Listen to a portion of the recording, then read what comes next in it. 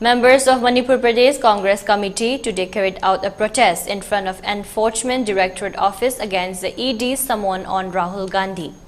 The protest was led by K. Meghachandra, President MPCC, and joined by T.H. Lokeshwar, Treasurer MPCC, Chiefs of Frontal Sales, Departments and other members of MPCC.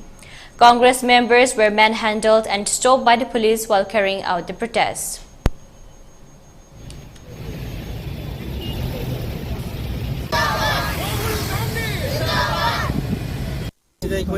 Protest leader Rahul Gandhi amasung Madam Sonia Gandhi Enforcement Directorate na maram laitana money laundering case ka mari leina davida money laundering ki case pansalaga Enforcement Directorate na yamna democratic oidaba adagi illegal oiba court mayam ama legal ohelaga madugi Enforcement Directorate na kauba saman tauba masi yaningi haiduna Manipur Pradesh Congress Committee na aikoi Enforcement Directorate Impal ki office da aikoi protest tawani amasung procession chatpani masida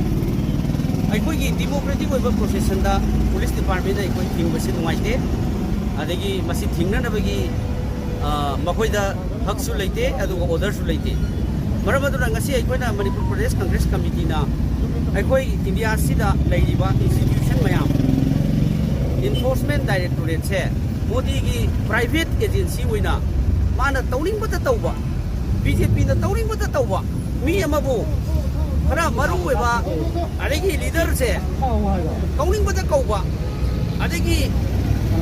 house arrest tauling ka tauba masi aikoi condemn tawi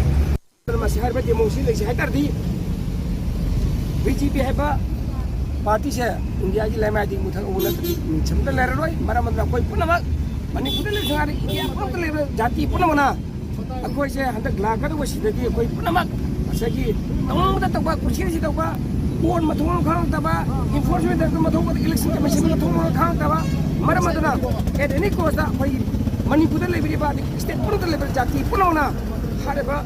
demosi kanan apa amasung asagi enforcement director kursi ni tahu na Sri Modi na paning mamong na tahu mayam se masih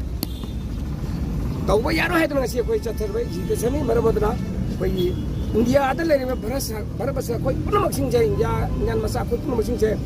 India degi democracy kan jai ba tarbadi aduga constitution kan jai ba tarbadi na koi harba BJP hai ba party se aur isan dil do party masi mo koi uthar na jai na koi ngasi koi